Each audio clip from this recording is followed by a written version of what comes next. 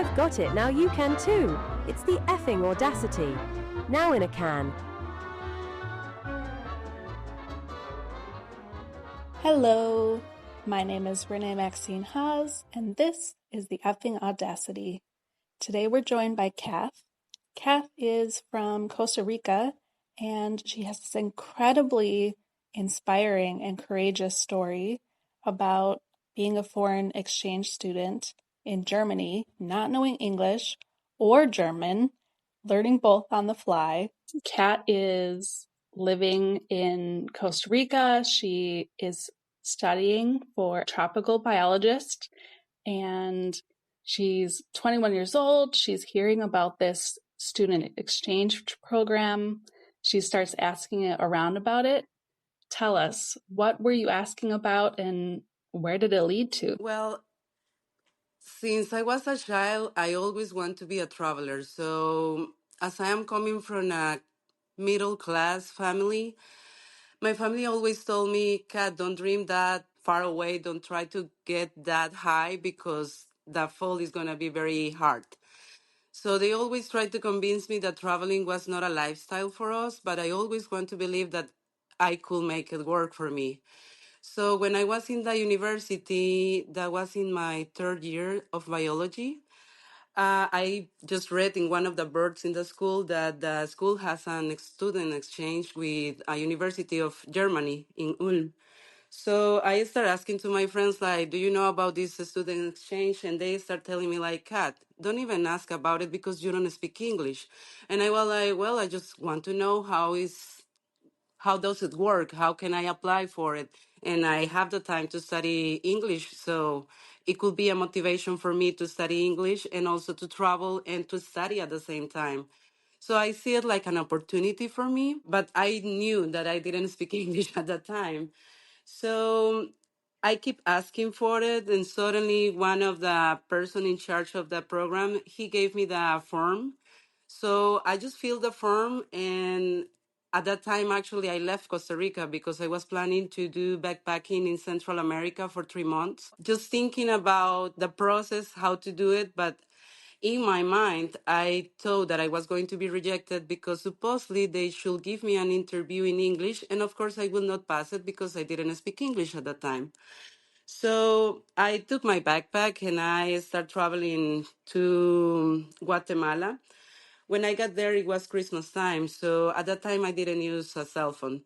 I just wanted to say to my family, hey, I am still alive. I am in Guatemala. Everything is going well.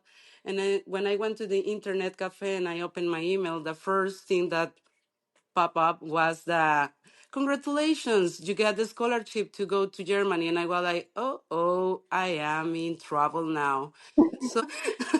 I remember calling my tutor and telling him like, I guess I did a mistake.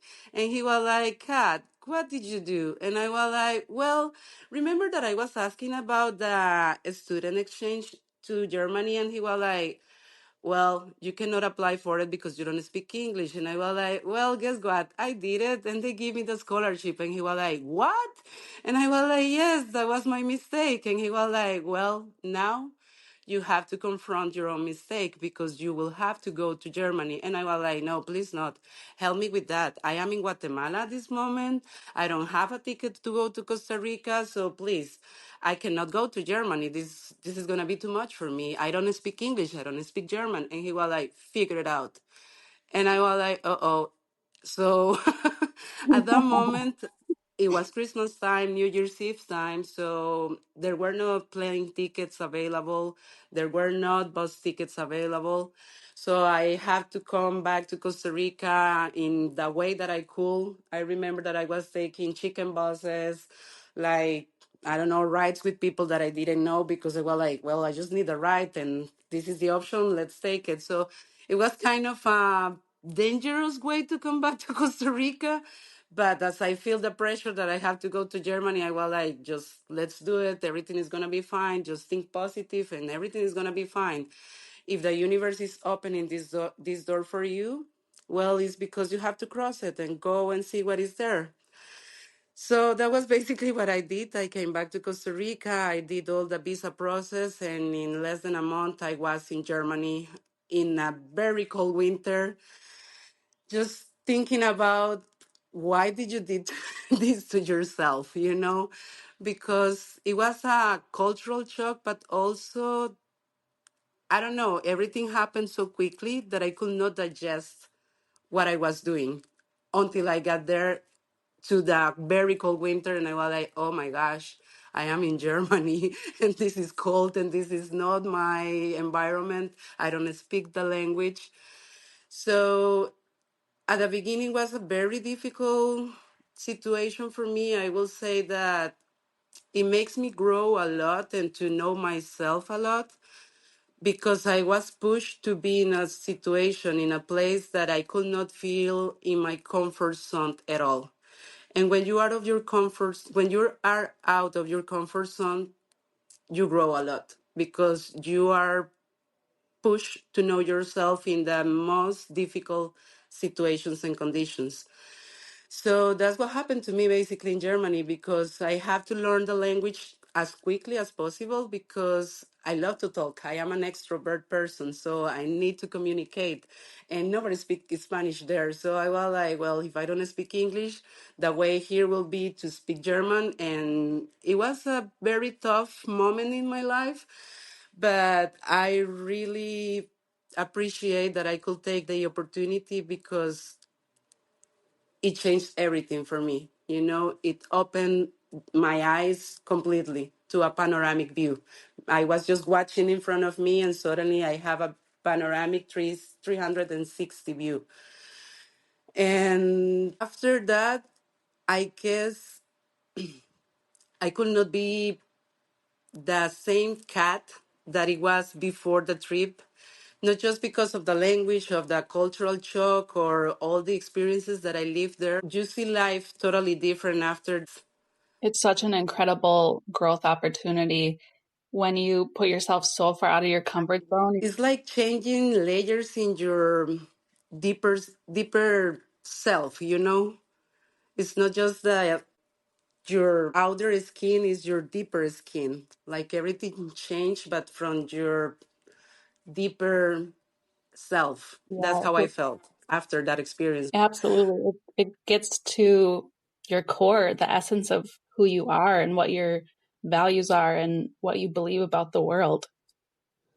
Totally, totally. Mostly when you are in a totally different culture than the culture where you grow up, because of course, Germany and Costa Rica is totally different. We are friendly people, open people. We love to laugh. We love to touch. Germans are like, please don't touch me. I have to learn all that. I was like, oh, I'm sorry, I'm sorry. I am a Latin person. We are touchy people. Sorry. Yes. I'm curious then, I want to take it back a little bit. When you had this opportunity, you know that you're going, you're doing it. How did your friends and family react? My family was afraid. They were like, do you know what you're doing? And I was honest with them. I am always very open. So I told them, like, being honest with you, I don't even have a clue what I'm doing. So I am just going with the flow. And they were like, sometimes you have to stop to go with the flow because you're pushing yourself to things that you don't even know what is going to happen. And I was like, well, if I don't try, I will not know if it was for me or not. I have to try. So I guess they were 50-50. They were happy that I was making my dreams true. Like they knew that I just wanted to travel and that I just wanted to find a way to be able to travel. So they were happy that I was finding my way to do it, and also they were happy because I was going there to study, not just to travel and have fun. So for them was like it's a really good opportunity for her, but they knew that I didn't speak no one of the languages that was necessary to go there. So for them was like, how are you going to survive there? And I was like, I will figure it out. For sure I will figure it out. They were divided. They were like happy, but at the same time like, okay, God, this is way too much. And my friends, they were also 50-50. Some of them were like, yeah, you made it. And others were like, oh no, Kat, why did you do this to yourself? And I was like, well, I hope that the good vibes that the 50 people is sending me are going to help me.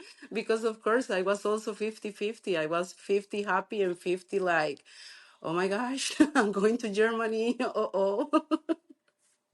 I think that's interesting how similar your internal division showed up in your friends and family, but I'm glad that you pushed through because ultimately you're the one that needs that courage. It's your journey and it's your life fulfillment. They might have chosen in their own lives to hold back and to not take that, but we all have our own journeys in life, and this one was yours.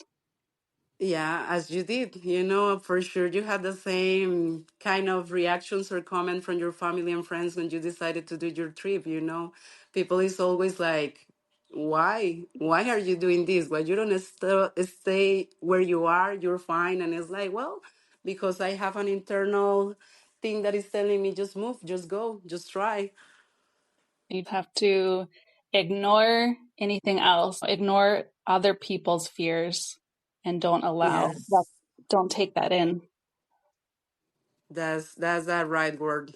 Fears. Yeah, Mhm. people is afraid of what they don't know, but you will not know what you don't know if you don't go and try to know about it. Did your ability to adapt surprise you, or did you find that your true, authentic self was coming out to shine? Yeah, being honest with you, the fact that I could learn such a hard language in a short time, because when I got there, part of the scholarship was to have a intensive German course for 1 month. So I was studying 4 hours at the morning, and then I went to 4 hours lesson at the morning. Then after that, I went for lunch, and immediately after lunch, I went to the computer lab to do all the translations because the professor was explaining everything in English. So I didn't understood not even one word of what she was saying because she was talking about German in English, and I didn't know any of the two languages. So I was going all day long translating every single word that she was writing down. At night, I was trying to memorize everything. So the fact that I could do it surprised me a lot because it was the first language that I really learned with grammatic structure, because I never had a second language lessons before I got the German lessons in Germany. The fact that I could learn that hard language in such a short time surprised me a lot. And not just me. I remember going to the supermarket like every 3 days or so. And at the beginning, I was just with sign language, like, hey, I need this. I don't know how to say it. Can you understand me? And 1 month after that, I was talking to them in German, and they were like, wow, she learned German. It's like, and they told me about it. They were like, hey, you know German now. And I was like, just a little bit. I can talk to you now. It's so impressive how humans can do that. It's very inspirational to me. And I think many of the people that are listening to this who thinks like who would love to have a live abroad experience, but they're scared just because of language. And I think Yeah. it's nice to hear how you made it work, full immersion. If I am honest with you, that first month was like very, very tough for me. First, because of winter. My body is a tropical body. So German winter was way too much for me. And second, the language barrier. Um, it makes me cry every single night. After I finished trying to memorize words, I was like, Kat, why did you do this to yourself? And I just start crying, feeling alone, so far away from home. I didn't have friends around at that time. So it was a very tough moment in my life, but that was the one that made me change my deeper layers, that opened my eyes. And that was the month that made me change a lot. that it was like, okay, this is gonna be you before this experience and you after this experience, and you're not gonna be the same again after this. It had to have been so scary. I'm sure thoughts of giving up went through your mind. Once you got further into this, got a little bit more confident, got a little bit more fluent, how were you spending your time outside of being a student? Well, I am an explorer. I am an adventurous person. So any single adventure that I could do, I did it. I used to go for lots of hikings in the Alps. I went for skiing for the first time in my life. It didn't work that well. I was on the ground all the time, but I was laughing a lot. It was very fun. And at least I could try it, Yeah, just exploring everything. It was the first time for me experiencing the snow. So for a tropical person to see snow for the first time when you're in your 20s and it's something that you have seen just in the TV, it was also another level of experience. Even though my body didn't like it because it reacts a lot to the winter over there, I really love the experience just to be there, to be like, this is real. I am touching the snow. I am seeing the snow falling down. It's not rain, it's the snow. I'm sure that it had a lasting effect, your connection to Germany and where you had been. I'm sure it's like a second home in a way, this like It is. foreign home. How do you feel It is. now about this Germany adventure looking back? Well, I still have my friends over there. So I visit Germany. I try to go there at least every 2 years because, as you say it, it's like a second home for me. And just to see my friends growing up there, having their kids, their family, then building their houses, it makes me feel very good. It's like, oh, I am so happy that I didn't quit 15 years ago and I went through it and I pushed myself because I am very happy to have the connection that I have with Germany, to have the connection that I have with the people there, and just to feel that I have a second home in a totally different culture, in a totally different place of the world. It's nice. It's really nice. And What advice would you have for someone facing a similar opportunity? for a person that is in the same situation, will be just take the risk and do it. Because sometimes we overthink what we want to do, and that stop us to experience lots of things that will change our lives and will open our eyes and will make us be a different and better person. So just take the risk and go. That will be my advice. I love it. And story is inspiring to me. It's going to be inspiring to others. And I just want to thank you so much for coming on and sharing your story. No, thank you for inviting me, Renee. It makes me feel special. I guess in the world there are a lot of people with lots of very interesting stories, but lots of people are not sharing them. And as you say it, when people listen to different stories or experiences of what people have done in their lives, they feel inspired and it makes people to move. And it's necessary to share what we have done just to make people believe that they can do it too. So let's keep doing this because the world needs people like us. I couldn't agree more. That's the whole point we're doing it, because sometimes all it takes is to see one person and that sparks whatever it is inside you that your soul is craving. I've already witnessed how my story has inspired big decisions in others' lives. And by sharing this podcast, you're helping these messages reach those who are on the cusp of their next soul driven journey. It's exciting to know that if you share this podcast, it will, without a doubt in my mind, lead to great joy in someone's life. Be a part of creating a ripple effect that inspires the world to have courage and live authentically.